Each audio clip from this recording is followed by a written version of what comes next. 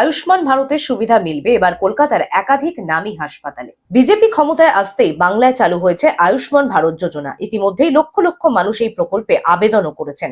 মুখ্যমন্ত্রী শুভেন্দু অধিকারীও জানিয়েছেন, আয়ুষ্মান ভারতের কার্ড থাকলে বাংলা সহ গোটা দেশের একাধিক সরকারি ও বেসরকারি হাসপাতালে চিকিৎসা করানোর সুযোগ পাওয়া যাবে। এরপর অনেকেরই প্রশ্ন, কলকাতার কোন কোন নামী হাসপাতালে এই প্রকল্পের সুবিধা পাওয়া যাবে। বিশেষ সূত্র মারফত জানা গিয়েছে, শহর কলকাতার সব তাবর মাল্টি স্পেশালিটি বা সুপার স্পেশালিটি বেসরকারি হাসপাতালে আয়ুষ্মান ভারত যোজনার সুবিধা পাওয়া যাবে।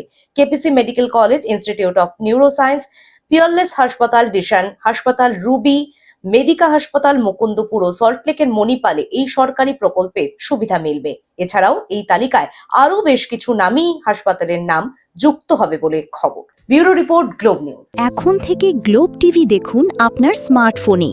গুগল প্লে স্টোর থেকে অথবা অ্যাপল প্লে স্টোর থেকে ডাউনলোড করুন গ্লোব টিভি লাইভ অ্যাপ। এছাড়াও জিও টিভি অ্যাপ থেকে দেখুন গ্লোব টিভি লাইভ।